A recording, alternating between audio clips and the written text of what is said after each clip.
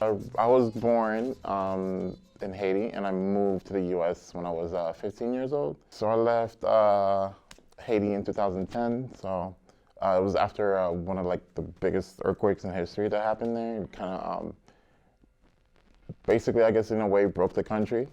And if you had an out, which is go somewhere else, everyone took it, and that's what I did. So the plan was always for me to come here for my senior year of high school, so I could do my college education here. And the earthquake happened, and school stopped, and my mom didn't want me to lose the rest of my school year, so she called my dad, who lived here. And the next thing I knew, I actually took a bus to the Dominican Republic to take a flight because our airports were shut down still. So yeah, that was a long trip. Yeah. So the earthquake itself was pretty scary. So I know like people watch movies, and I don't think it does it justice, how traumatic and real it is like while it's happening. But I think like the worst part is the after, because you kind of wake up to your home basically just being regular life, and then by the time you go to bed, it's all gone. Wow. Yeah. Wow. Yeah. Well, I was in school when it happened actually, because it was a late day for us. So we usually have like late days in Haiti, like for upperclassmen. So I wasn't even able to go home that night, and all the cell towers had like fallen.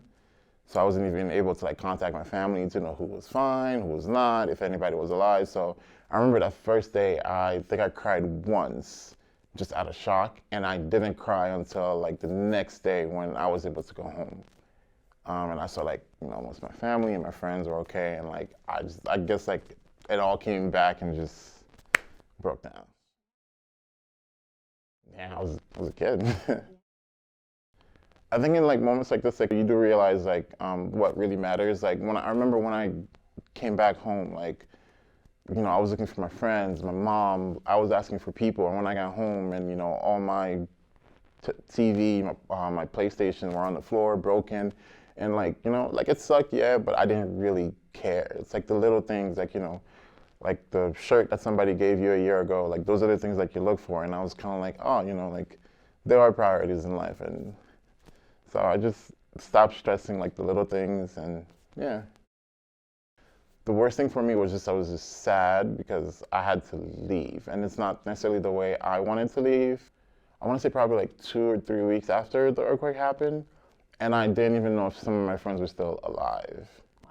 So it's not until I got here and I was able to go back online and everything, and we all started doing like little groups trying to figure out, like who's okay, who's not okay, and stuff like that. Yeah. Oh, that's awful. First week was surreal because nobody really understood what was really going on, and I think like one of the thing that like really got to me is because I was away and I was closer to the epicenter, and I had to drive back to my house, which was further away, and I think like that drive definitely like made me realize how bad it was because I got to see things that a kid should not, and yeah, so. But then after that, like again, it's it's in the nature of like Haitian people to just dust it off and get back, and basically like we started forming cluster communities, kind of like figuring out pulling your resources together.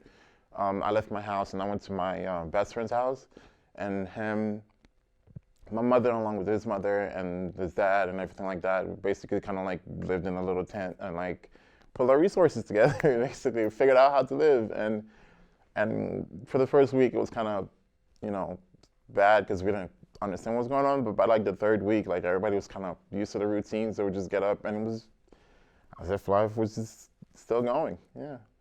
I think like looking back now, like it's the thing I miss the most is the culture. It's the little things. It's the food, for example. Like like don't get me wrong, everybody loves a burger or pasta or whatever, but I just know like sometimes like when I talk to my mom, like, a lot of things that we do miss is the Sunday cooking. So like my mom, for example, is really good with like anything that goes into the oven, like like your pastas, your all that stuff.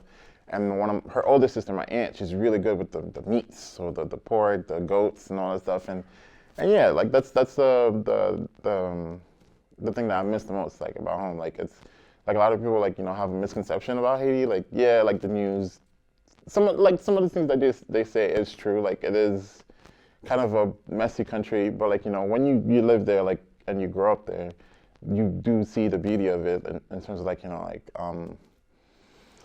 like my aunt had a beautiful house like in the northern part of the island, and I used to love going there in the summer because it's kind of like, it's like this huge outdoor place by the beach, and like, you could just be.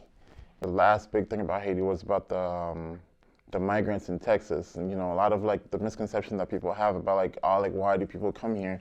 Again, I am Haitian. I hang out with Haitian people all the time, and I think like people don't understand that like we come here not just to come here. Like we're generally like looking for a better life, and I know in my house, for example, like a lot of the time, like when we work and our paychecks come in, we don't just calculate our bills. Like a lot of it has to go back home to help, and that's mostly what people are looking to do, is to come here and, not only better their life, but also help their families back, in Haiti. I went to school, a Catholic school with only Haitian people, and I moved here to a school with everybody, so. I guess the misconception I had about other people and other cultures, like I said, like talking through people, you understand that like, some of the thoughts you have and the way you think maybe is not the right way. And that's a lot of things that I want to say I'm thankful for after moving here, because now I understand that like, it's more about the individual and not just stereotypes. So I'm very open-minded, so I do try to like conversate with as many people who like don't think like me a lot of the time, and like I don't know, I just like people. I look at myself more as a child of both, because I did come here as a kid, so I want to say like I did try to keep the most of the best of the education that I got from Haiti and our values.